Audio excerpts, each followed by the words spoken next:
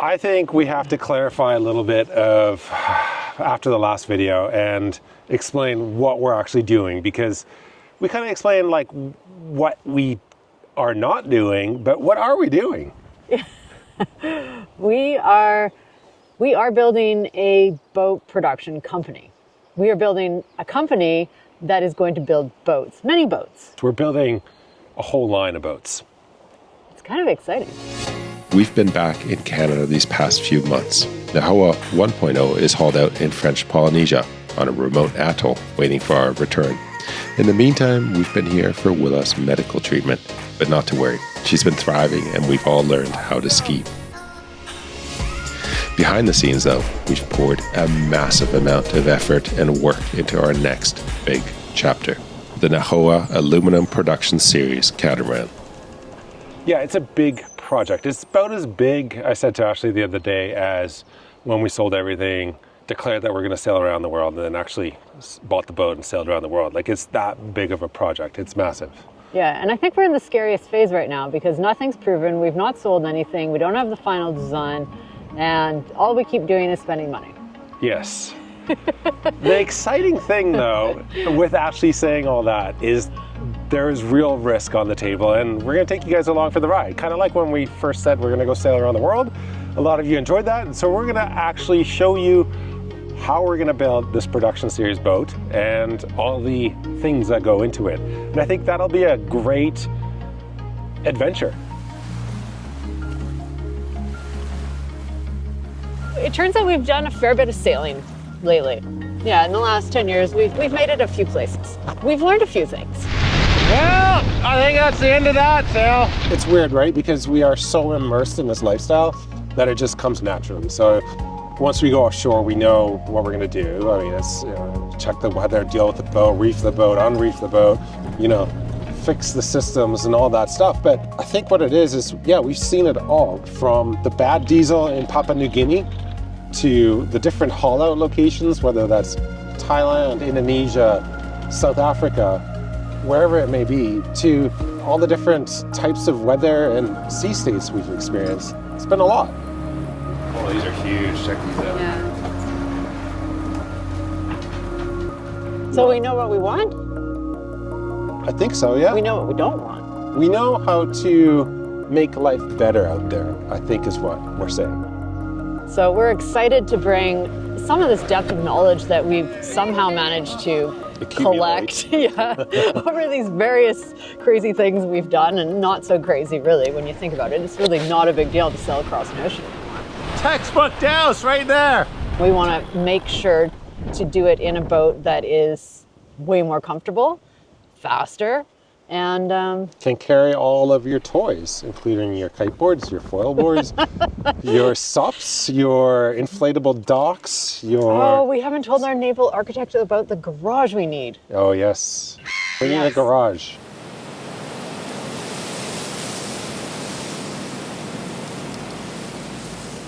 Like, I feel like it's really picked up since we walked down here. Yeah.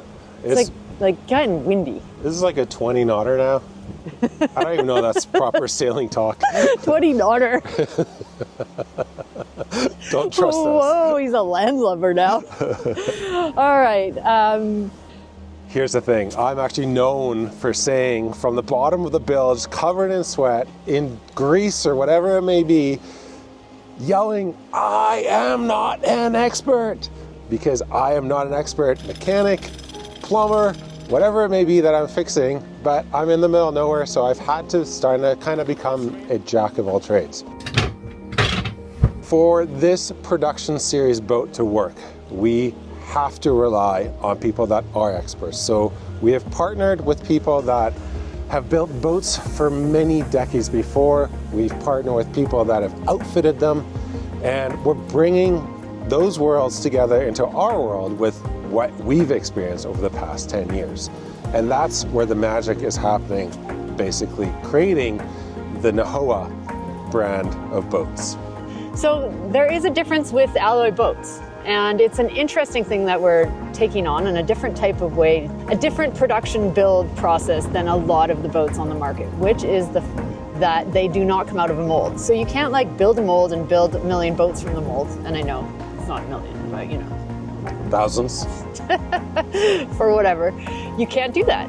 It's, you can only do so many in a year, and each boat is basically constructed by hand from frame to frame, from weld to weld, and it makes them less scalable. It makes the boats that we do produce more special in a way.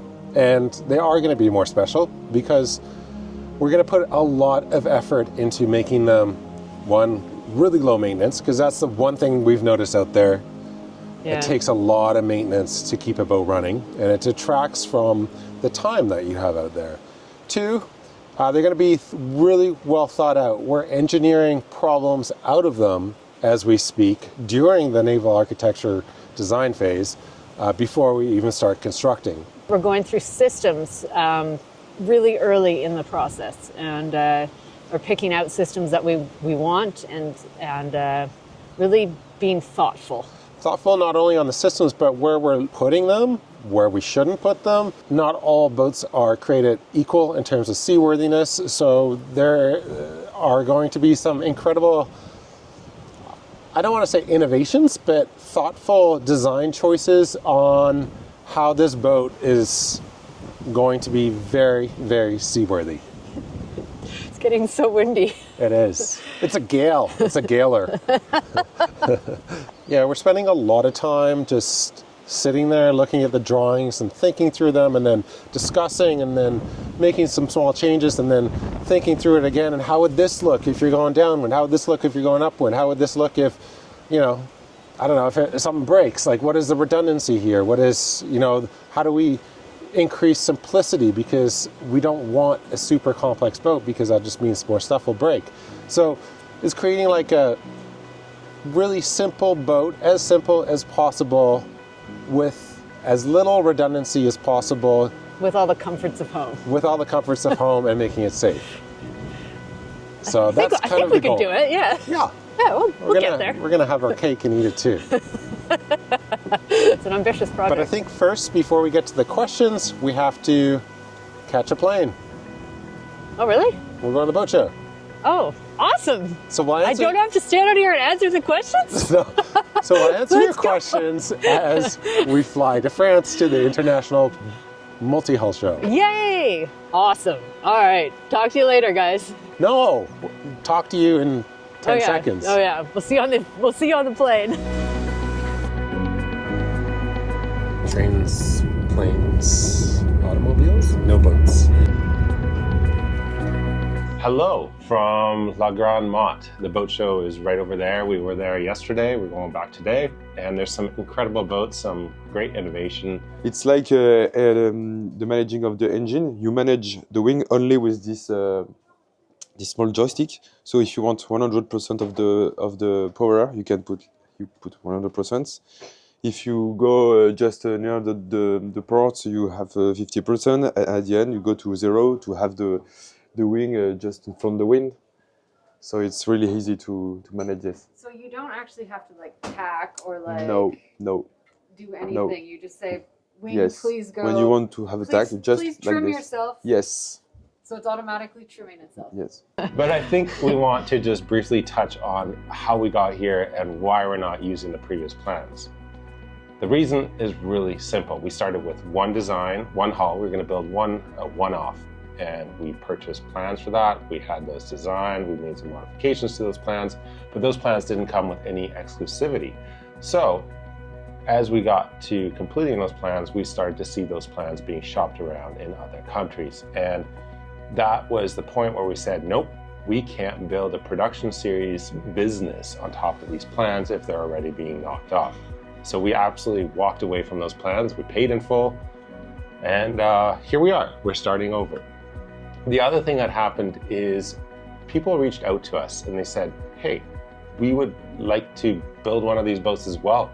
So that kind of changed how we thought about this because it was no longer what do we want, but what can we do to build and accommodate these people and these people and these people. Or just generally build a boat that was more suited to everyone's desires, and ours as well, because there was a lot of compromises we felt with the last design. So now we are making steps to change that. That shift changed everything for us, because now we're thinking about, well, what if this hull could be, you know, a 2-cabin version? What if it had 2 heads? What if this side wasn't just an owner's side, but had a workshop or an office or, you know, a dressing room and accommodated more people? So we started talking to potential customers. We had phone calls, we had video calls. We met in person at times with other people who also wanted to build this boat. And yes, that's where we're at. Rather than going all in on a one-off build at a lower quality, we are now looking at building a long game of building a serious production boat at an exceptionally high quality in a country which has great consumer protection laws and great skill sets, really. So that's what this has become. It's not just a personal project anymore, but a serious production boat built for everyone that's interested in having a boat that can go anywhere and that has a seaworthiness and the fit out and thoughtfulness that comes with being at sea for many years. It's expected to be very high quality, and we can't wait to share more as we get further along.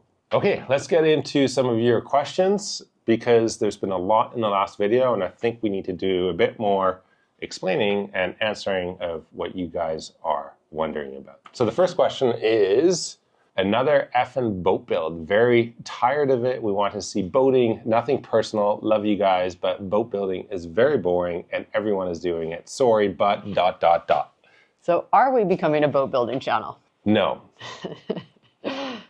We are building a business, but at the same time, we're still going to be sailing Nahoa 1.0. The adventures will continue. There will be boat building videos. There will be videos about how we're creating a serious production design and how we're executing on that. We also are not building the boat ourselves. So we will become a Nahoa channel that is always going to be having adventures. But one of our new adventures will be this company, as well as travel. Yes. Next question, Mike Petrie. So what was wrong with the last one? ! The main problem for us was not being able to achieve exclusivity on the design. For us, we wanted to create this production series, and without exclusivity, it does not make sense. We started from an existing design and modified it, and we felt that we were still compromising on too much, and because of that, we wanted to start over. When you start from scratch, you get to put all your ideas in, and it shapes how the hulls are designed, the hull shape, it shapes where the center of gravity is. There's a lot that goes into naval architecture, more than we know. Yeah. And yeah, it's a completely different like boat. Achieving 360-degree visibility and a stand-up fridge that you have in your home. There's things in there that in the new design that weren't possible in the old design. Or option for. Yes. Yes. Next question. Why do you have to build one, find another? From Susan Northcutt. So why build a new boat at all? Yeah, why not just buy a used boat? And that's a very valid question, I think. We have considered that many times. Yes. We have gone down that path so many times. Every time we second guess the road we're on, and we're not making things easy for ourselves by attempting to do this. What we are trying to achieve is not only to build the boat of our dreams, but to be able to sell that boat to anyone who may want to buy it as well. And we aren't finding that there are a lot of other boats on the market that tick all the boxes for us. And one of the things we're doing right now when we're here in La Garmont is looking at what's out there. To conclude, we could buy a used boat, but that's not really our long game. Our long game is to create our dream boat, and we've always taken the hard road. There's a few things that we do in our life consistently that has really worked well for us, and one of them is declaring your dream publicly, right? You say, I want to do this. I don't know how I'm going to do it, but I want to do this. The second one is going all in on it, financially, emotionally, and then you have no way to get out of it other than getting forward and moving forward one step at a time and figuring it out. That's kind of where we're at with this dream of ours. This is the next evolution of our life, of our dream, because we've sailed around the world 1.5 times that we're thinking, okay, what's next? We'd like to go different places. I wouldn't say those are negative questions. Those are more like people looking out for us. But there's also a lot Thanks for having our backs, guys. We appreciate it. There's also a lot of positive questions. Annalise Ball. New Zealand, please, for the build. Thanks. Yes, Annalise. That would be good. Mark P. A wise person once told me that hope is not a strategy, and if you're going to fail, fail fast, learn, and move on. Great to see you doing well. We both came actually from the software industry, and one of the things that they preach to us in the startup software industry is fail often, fail fast. And that's kind of what we have done with the last design, is iterate over it because it didn't work. We should have failed faster is what really should have happened. You're ahead of the curve. Many YouTubers sold their boat and struggled to keep their sailing life alive, and struggles of a new boat exacerbated the delays. You have your boat and your life. Enjoy the journey and each other. You rock. I just want to say we are not selling our current boat for a little while until we have this production series boat well under construction. We really value the life that we have, which is, you know, on the water with our kids, sailing through the Pacific currently. Nahoa is home for us, and it's funny because our kids aren't that old, so you think we're home. We've been home almost 5 months now, and I heard Willa tell a kid home in Canada. Home in Canada, and we've rented a place for now. So Willa is in the park the other day, and the mama or the kid asks Willa where she lives, and Willa goes, "I live on a boat." But my house, you know, the house that we're renting is across the street, but she associates her home with the boat. The kids miss the swimming. They miss just going to the beach, running barefoot, running naked. That's the life we identify with. So that's never going away. This is just an additional part to our business now, which is the boat series production. And I think it'll be fun, guys. Like, I think you're gonna really enjoy coming along for the ride on this one, because it's gonna have ups and downs and all overs, and it's interesting, right? Like, it's interesting building a business. We never thought we'd end up here. I mean, this whole sailing around the world thing wasn't a mistake, but the YouTube wasn't. We kind of fell into it after running out of money. And so I think this is the next evolution of our life, and we're really, really excited for it. And we feel like we have something here that we can provide value with after having sailed around the world and spent 10 years at sea. There's gonna be some videos coming out in the next few months that will introduce you to the new design, yes, our concepts for it, and where we're planning to take it, and how we're gonna be building it, so. Yep, we got some big news coming with who we've hired for a naval architect, what the actual design entails, where it's gonna be built, and lots of little features that we're putting into it that some of them don't even exist on any of the boats around here, and make it a true ocean-worthy, blue water-worthy world cruiser where you can literally, like, our goal is to be able to put our finger on a map and say, I want to go here. That's the goal, is to have a boat that can go anywhere. Yeah. We're gonna go check out some more boats, but we hope that clarifies some of your questions. Stay tuned, lots to come.